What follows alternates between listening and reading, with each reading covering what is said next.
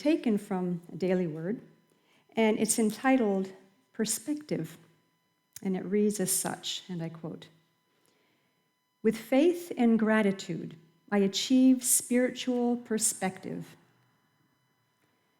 An artist creates depth in a painting by using visual perspective, making objects smaller so they will appear more distant. On the canvas of my life, difficult circumstances sometimes loom large in the foreground.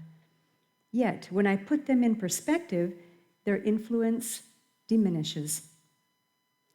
I achieve perspective with faith that all things work together for good, and with gratitude that each challenge is an opportunity to grow in spiritual awareness.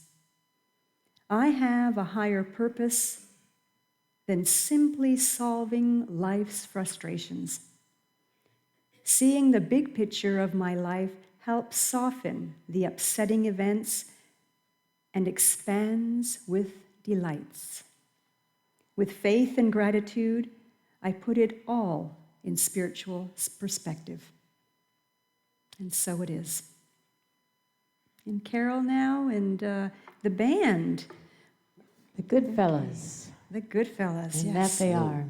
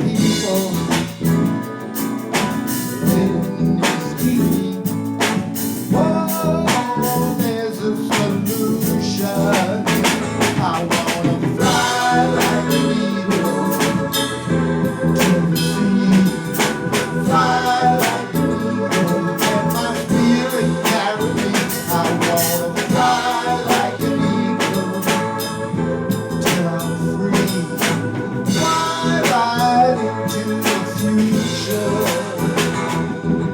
Time keeps on slipping, slipping, slipping into the future. Time keeps on slipping, slipping, slipping into the future. Tick tock, tick do do do do. Tick tock, tick do do do do. Do do do do. Do do do. Do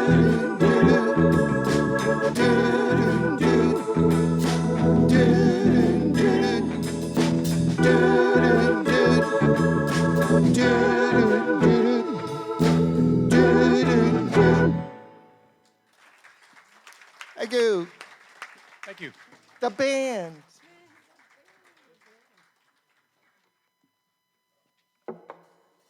Uh-oh, there we are. Good morning. Gosh, it's so good to see you guys. You know, I just love you all. I look around and see the faces here that I so appreciate. And so I just want to take a minute and let's get lined up. You know, this whole thing of alignment, just kind of, you know, as I stand here in your presence, that which sources each and every one of us here, like being plugged in, let us plug in to you as that source, and let that be which flows through this vehicle, vessel called Lynne. And may it land, may it project out and land on the spot in each person here that is especially that you have, the message you have for that person here today. May that be so, and may I stand back and allow that to flow through. For so it is.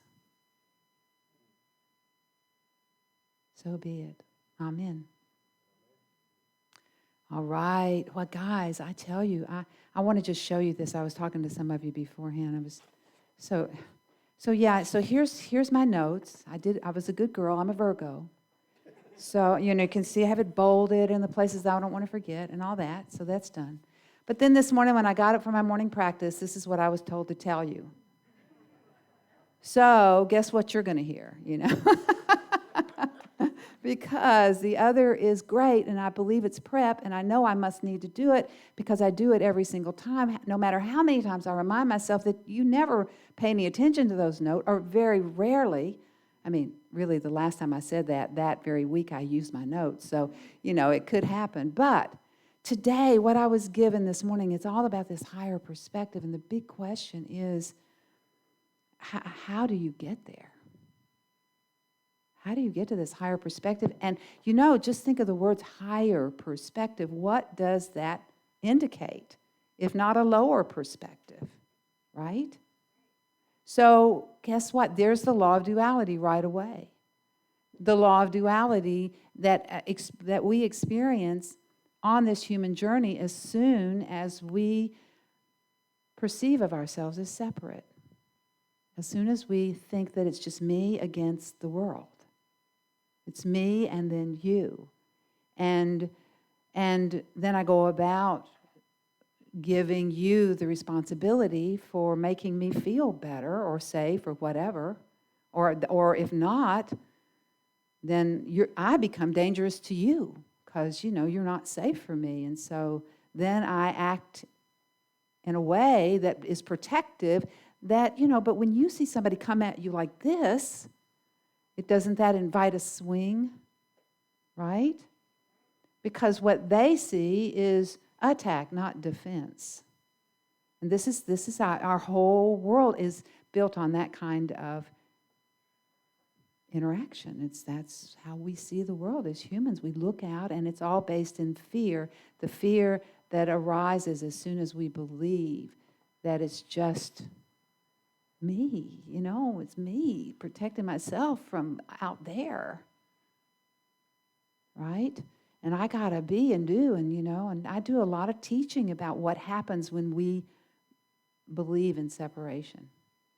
And of course, in miracles has their own words for duality, as all systems do. The systems of truth all understand that duality is a human. It is a human process that we're going to experience. We're gonna do it because as soon as we separate, we've created duality. There's that, and there's this, right? And ACIM calls it the dual and the non-dualistic consciousness. You know that it's duality versus non-duality, and so it talks about, and you see it in the Bible. You see it in the Bible in terms of just the two books in the Bible. You've got the Old Testament, it's sort of the old mind. There's not a character in the Old Testament that doesn't live within us. Don't tell anybody. You know, it's them, but we all have the potential of these. You know, I certainly can see King Nebuchadnezzar in me. I definitely want you to bow down and worship. You know, and forget who I am and naysay that. I have that part of me. And so, but that's the old mind. And then we have the new mind that Christ brought, the Christ message,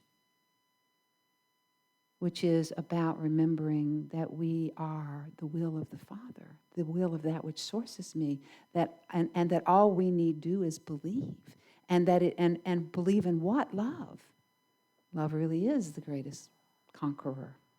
So this morning, what I was given was 6 steps, and you can put them on a circle, because these are the steps we go through. It's not, hey, here's the good news, guys. You already know these. You're already doing them. It is the human process of evolution. You're all in it.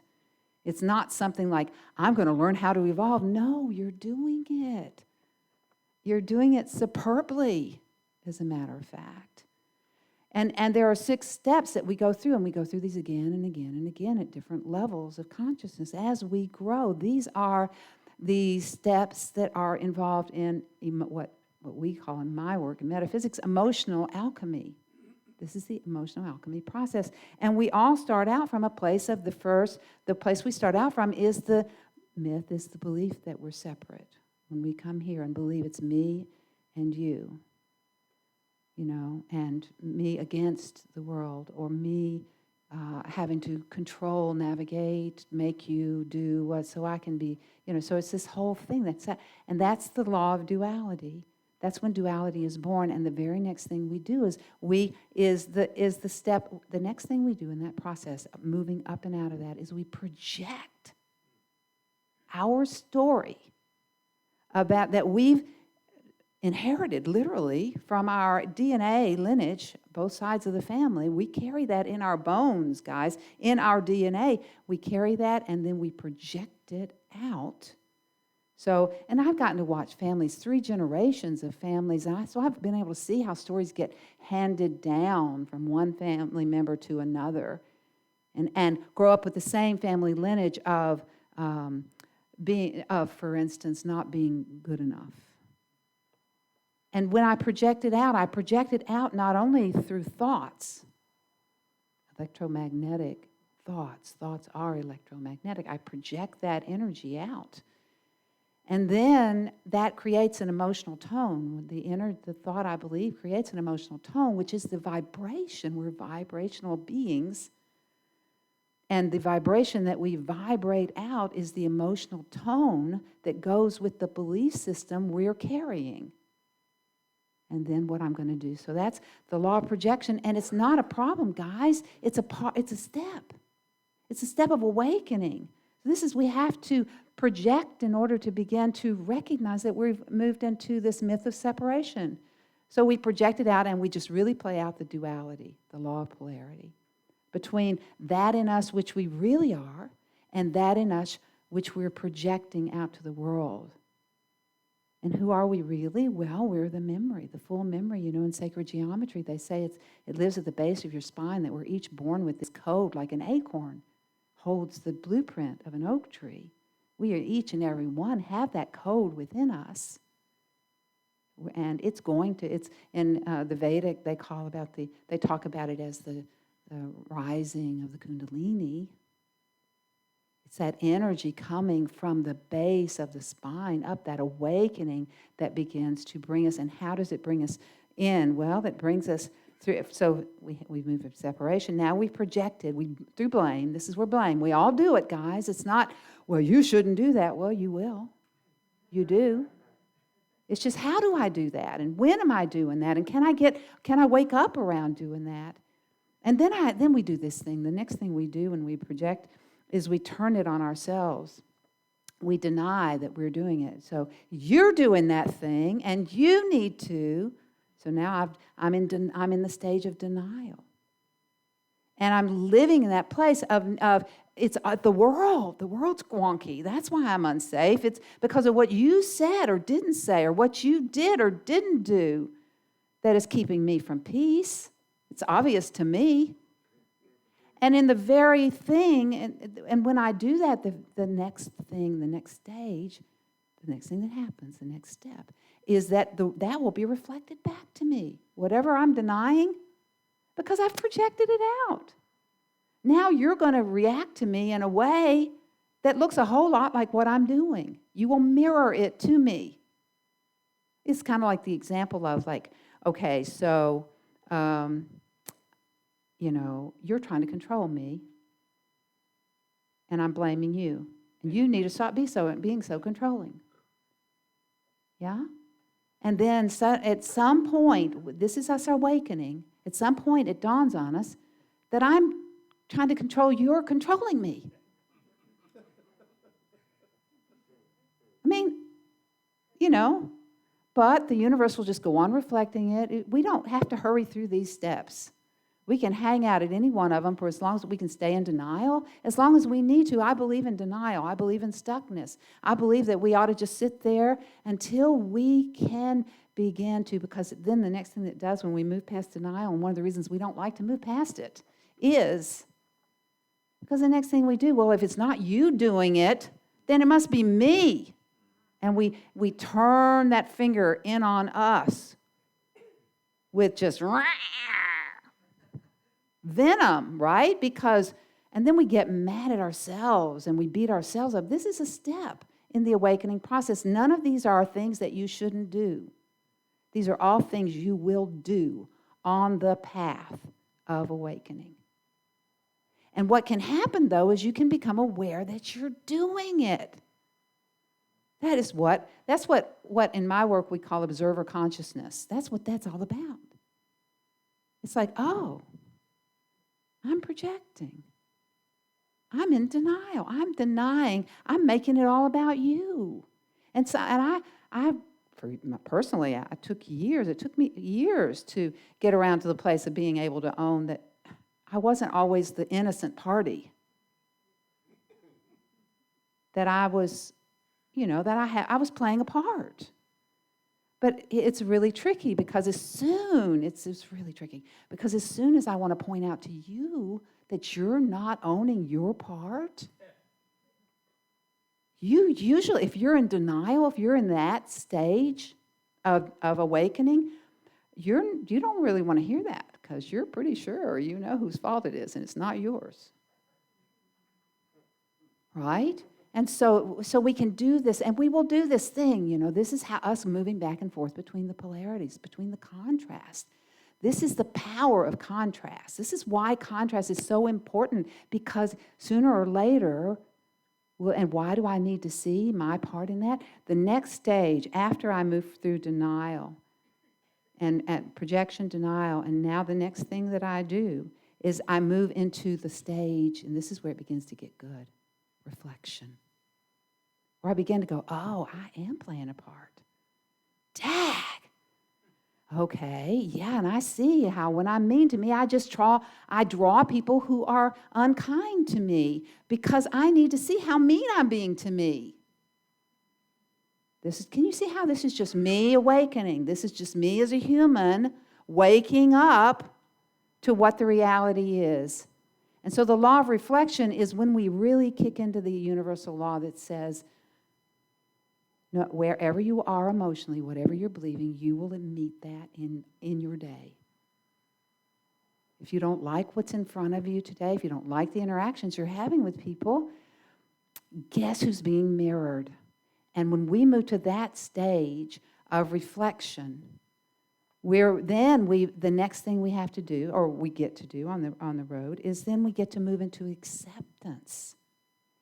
The acceptance, rather than the judgment, rather than the negativity, we begin to learn how to be compassionate, not only with others, but with ourselves. Recently, I did this thing where I projected out and got to see how I got it reflected back to me immediately. This is how loved I am. And I mean that. The universe is showing me by giving me feedback right away. And I'll tell you something, the more you practice on this path, the further you get on it, the more quickly you'll have it's just like the universe is you're like, and because you're moved through denial, you're ready to see it. So acceptance means being able to go, oh, this is a step. I see. Yeah, that's being reflected to me. This is for me. This is for my awakening. And then I move to the next step, which is to surrender.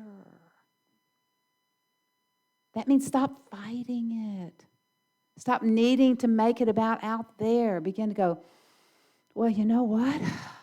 Yeah, I did that thing. I projected that thing out. That has to do with the belief I'm walking around with, that I'm not safe, or that they're not safe, or whatever it is. And now I get to see how that's connected to a belief that I've been carrying a long time. And now I can, that has a right to be too. Everything has a right to be. Every thought has a right to be. How do we know that? Well, because it is. It's pretty obvious. If it is, it has a right to be. And its right to be has to do with its purpose. It's serving a purpose. The universe does not waste anything. Talk about the ultimate conservative.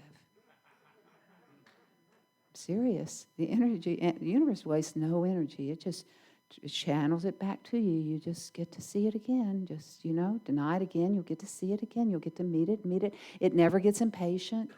Never, you shouldn't be there. But you do that to you if you're like me, And so once we move into surrender, then what happens is when we surrender immediately, what happens is all that we've been pushing against. Do y'all know the law of resistance, right? That says whatever you push against pushes back.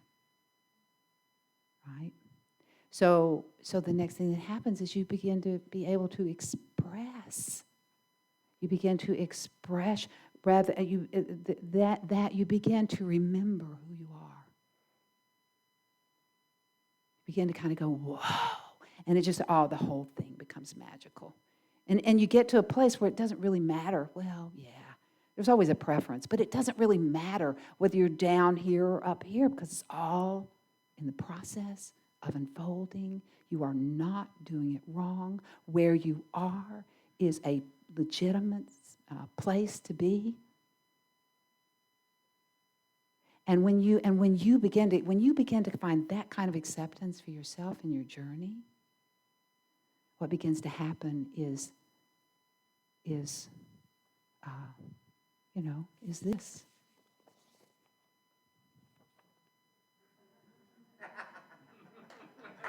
Get it? That's it. I've got it all planned. I know how I should act. I know what I should say. This is what is flowing through me today. God bless you so much. You are so blessed. Mwah. Thank you. Thank you.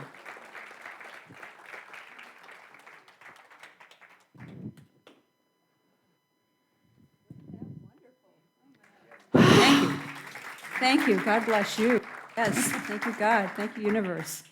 We are so very blessed to have Lynne with us, and we are so grateful that, when you can share with us, you do, and you shine. Thank you.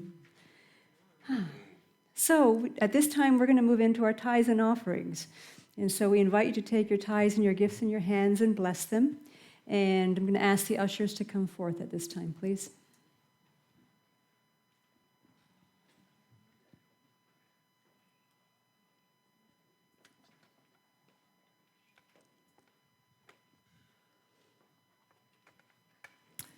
And let us join in prayer. We give thanks for this opportunity to share from our hearts. And we acknowledge that divine love moves in and through each and every one of us, blesses and multiplies all that we have, all that we give, and all that we receive. And for this we are truly grateful. And so it is. Amen. And now we'll have Carol and Richard and Alex performing It's in Every One of Us. Yes, this is one of the wonderful metaphysical songs that we all learn. But this one is a little bit different because Reverend Karmene wrote a lot of the lyrics to this. She tweaked things a little bit, so let's go.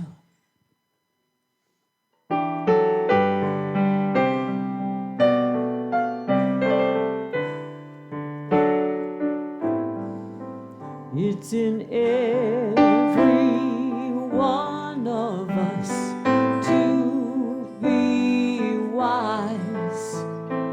Find your heart and open up both your eyes.